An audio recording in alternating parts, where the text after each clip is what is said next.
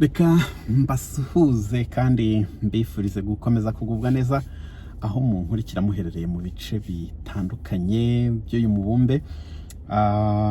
Nkuko nabibasezeranije nari maze iminsi ntari ku murongo neza, ndimo ndagerageza kugira ngo nongere niyegeranye, hanyuma nge ngira ama update amwe namwe nshobora kubasangiza nkuko byari bisanzwe.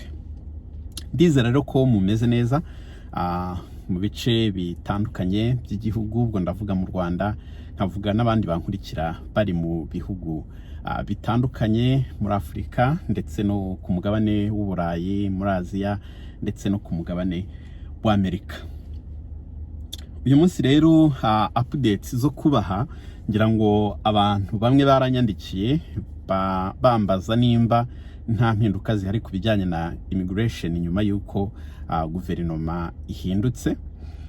Nibyo koko ubutegetsi bwarahindutse, ariko ishyaka ntabwo ryahindutse. Hahindutse umuyobozi waryo, ngira ngo anahinduramo bamwe na bamwe mu bakozi bari basanzwe bafite imirimo, ubwo turavuga abaminisitiri.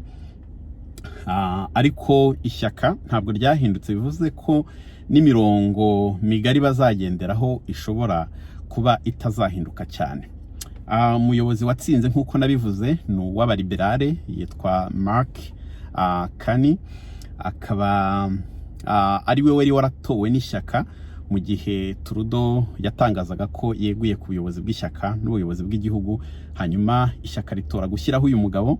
Uyu mugabo rero amaze kujyaho, ubundi yagombaga kuyobora igihugu kuzageza mu kwezi kwa 10 k'uyu mwaka, rero twagombaga gukora amatora. Ariko mwibuke ko nk'uko twagiye tubibatangariza mbere, hariho critique nyinshi cyane ku ishyaka ry'abaliberale mu gihe cya Trudeau. Byavugwaga ko yakiriye abantu benshi mu gihugu b'abanyamahanga, nta bikorwa remezo bihari, nta plani zibijyanye n'imiturire, cyane ko dufite ikibazo cy'amazu yo guturwamo muri ibi bihe. Bivuze ko uko abantu benshi binjira mu gihugu, nta mazu arimo agenda yubakwa, byanze bikunze ikibazo kizabaho. Ibyo rero byatumye amazu ahenda. Uretse ko guhenda dushobora no kubihuza n'ikibazo cy'ubukungu bwahungabanye nyuma ya Covid, ntabwo numva twabiherereza cyane ku bimukira gusa bakiriwe mu gihugu. Ibyo rero barabishinjwaga, bakavuga ko batanze amaviza menshi, bakavuga ko bahaye companies nyinshi uburenganzira bwo guharenga abanyamahanga, rimwe na rimwe hakabaho no kubabiyuzinga. Ibyo byose byagiye bivugwa, bashinjwaga ibintu byinshi cyane. Ntekereza rero uyu mugabo agiyeho, bivugwa ko nawe yabaye umujyanama mu buyobozi bw'abaliberale, bakavuga ati nta kintu gihindutse, n'ubundi ibintu bizakomeza kuzamba, kuko ni nkaho hahindutse boss gusa, ariko plani nta gihindutseho. Ntekereza rero ko uyu mugabo yabonye ikizamubera cyiza ari uko akoresha amatora. Baba babyemerewe, hajya gusaba uburenganzira ko bita Governor General ubuhagarariye Ubwongereza muri iki gihugu. Ni mu buryo navuga formalite y'imiyoborere, nta kintu kinini aba yahinduraho, ntabwo ashobora kubyanga, kuko mu by'ukuri umuyobozi uterwa mu gihugu aba afite ububasha bwose. Hanyuma bamwemerera guhamagaza amatora itariki 27, abaturage baratora kugira ngo arebe uko bamwakira. Agiciro unarebye yagize amanota menshi, yaratowe, kuko ntekereza afite seat mu nteko ishinga amategeko zirenga 160. Umuntu ugira majorite atsinda kuri seat kubona imyanya 172, ntabwo yayigejeje. Bivuze ko kugira ngo imigambi ye yose ibashe gutambuka mu nteko, akenera kwisunga irindi shyaka kugira ngo izo seat zigera ku 10 cyangwa 12 atabonye, ashobore kubona abantu bamushyigikira batora ibyemezo bye. Donc ibyemezo by'ishyaka riba ryashyize ku murongo rizagenderaho mu gihe cy'iyo manda. Bazisunga rero irindi shyaka, ntabwo turamenya neza iryo ari ryo mu busanzwe. Iryo twita NDP, New Democratic Party, niryo ryari risanzwe ryasosiya n'abaliberale mu gihe batatsindiye majorite, ariko kuri iyi nshuro ryaratsinzwe cyane ku buryo ritemerewe kuba ryakifatanya n'ishyaka ryatsinze. Bityo rero haratekerezwa hagati y'iryitwa Bloc Québécois ntabwo mbizi, ni ishyaka buriya cyane cyane ry'abantu bo muri Quebec kandi basanzwe basa n'abatavuga rumwe n'abaliberale. Iyo no option ihari. Hanyuma dufite irindi shyaka aba conservative bahora ari abopoza, no kuvuga bo ntabwo bakiyosasiya n'abaliberale cyane ko bafite imyanya irenga 140 mu nteko, bafitemo ijambo rwose. So ibyo tuzamenya uko bizagenda. Hanyuma rero amatsiko abenshi baba bafite no kumenya ibintu bijyanye na immigration babiteganyaho iki. Mu makuru make babaye batangaje birasa nkaho bahinduye gusa yenda imvugo babivugamo, ariko imibare iracyakomeza kugabanuka. Baravuga bati igihugu kiri muri crise y'ibijyanye n'amazu, crise ya infrastructure, crise muri health care, ikibazo cy'abakozi kandi abaturage bakomeza kurwara hatari abantu ho kubitaho. Bakavuga bati rero tuzakomeza n'ubundi kugabanya imibare y'abantu twakira mu gihugu kugeza igihe tubona ko ibintu biri stable, tubone kuba twakongera kwakira umubare munini. Birasa nkaho population growth, donc uko umubare w'abaturage bakura mu gihugu bazawugabanya, bazawushyira kuri zero pace ugeranyije nuko byari bisanzwe. Hanyuma rero bavuga yuko bashaka kugabanya temporary residence. Temporary residents turazibarira mu banyamahanga baza bari kuri temporary work permit, babaza baje gukora, hanyuma rimwe na rimwe bikazabaviramo opportunity zo kugira ngo bakomerezeho bashake n'ibyangombwa bature mu buryo buri permanent. Harimo umubare w'abanyeshuri baza kwiga, nabo baraza bakiga bikazababera inzira yo kubona ibyangombwa bibemerera gutura. Harimo za sponsorship z'imiryango, aba family members, donc abantu bafite amafamiye hano baba bashobora gusponsoringa umuntu uri eligible akaba yaza nawe agatura.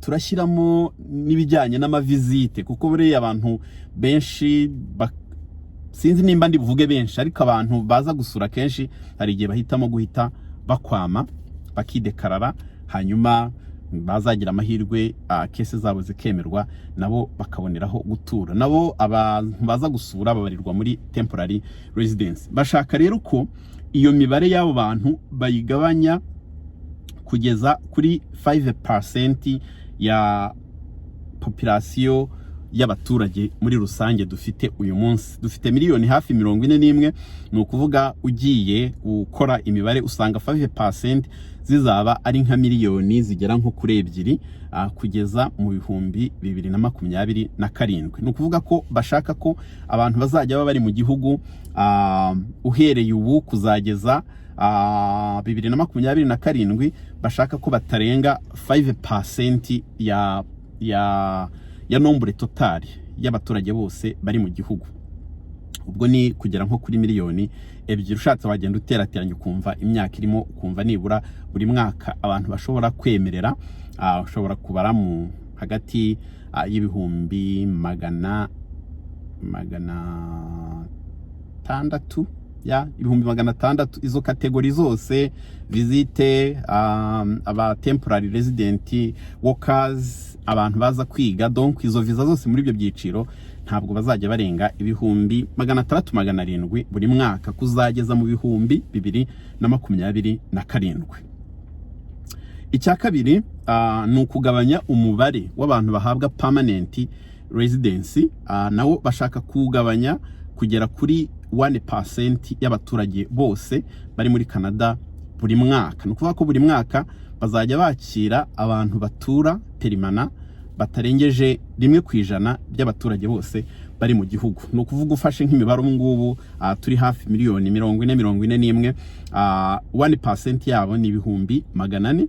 Donc ni ukuvuga ko buri mwaka abantu bahabwa permanent residence batagomba kurenga ibihumbi 400 buri mwaka. 2025, 2026 na 2027, urumva ko ni nka miliyoni 1.2 gutyo y'abantu bashyashya bagomba kwakira mu gihugu baje gutura.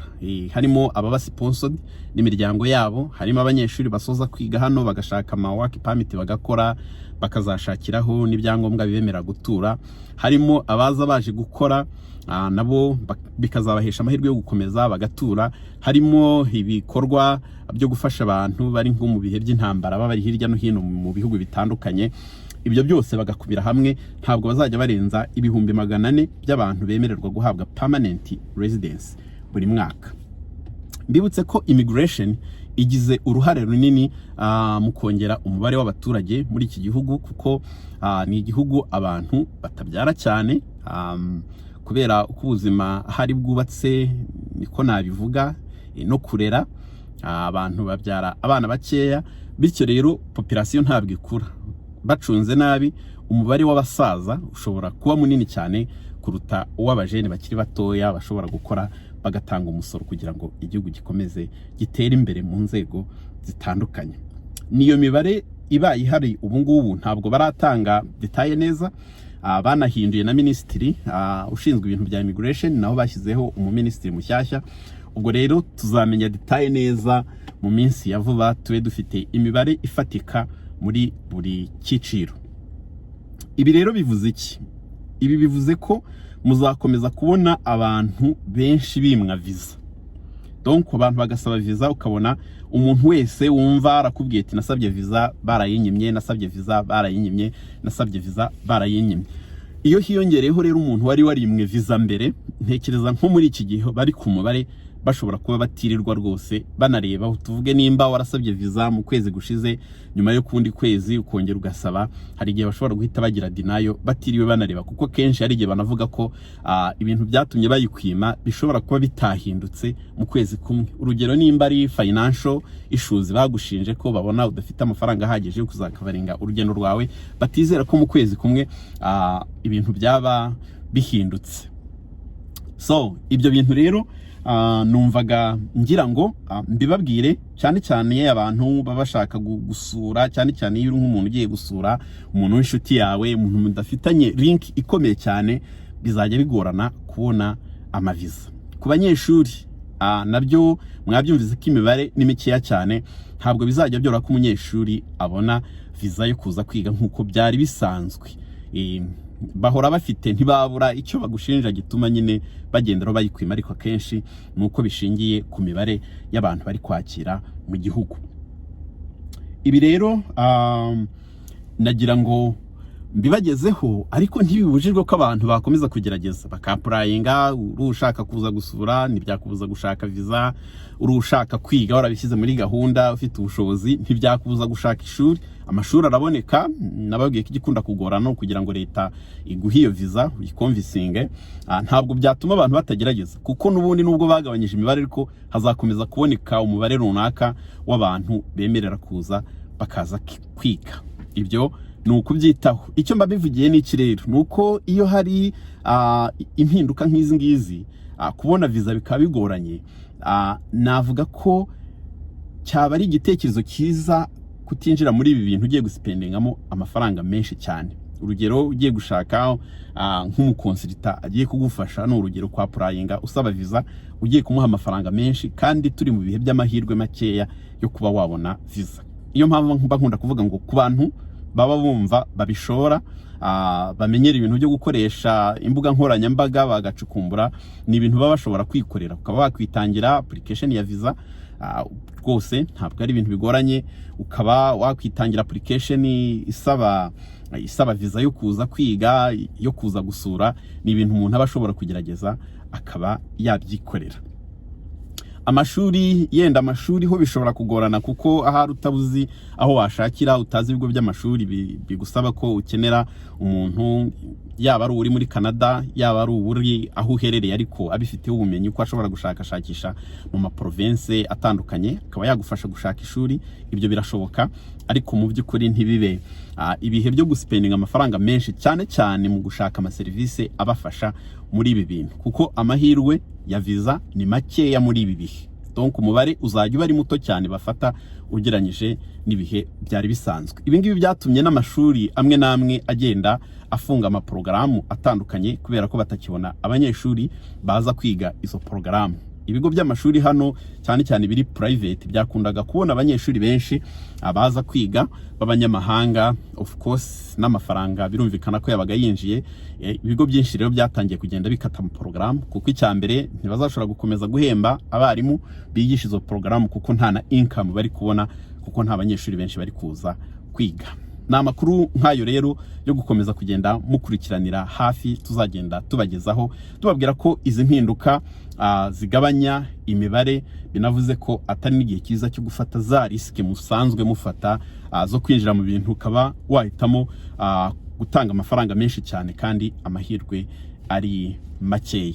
Nongere nk'uko nabivuze, ntabwo bibujijwe ko abantu bakomeza kugerageza, ariko mukagerageza mudashyiramo amafaranga menshi cyane, yandi ushobora guhomba akaba yagutera n'ibindi bihombo byo mu buzima busanzwe. Numvaga ari izo update dufite muri make zo kuba umuntu yabagejejeho mu mpinduka zihari. Uko iminsi iza nuko amakuru agenda agaragara, tuzakomeza kugenda tuyabasangiza kugira ngo abantu baba batekereza kugerageza, bafite inshuti bashaka gutegura amavakanse, abashaka kwiga, mu by'ukuri bamenye igihe cyiza amahirwe aba ari menshi cyane, bityo abantu baba bashobora gufata amarisike. Nkunda kubyita amarisike kubera ko iyo ufashe tuvuge umuntu ugiye kugufasha aguciye miliyoni zingahe, mu by'ukuri hari igihe bidakunda, hari igihe bagufasha step zimwe zigakunda izindi zikanga, bityo ya mafaranga akaba yagiye.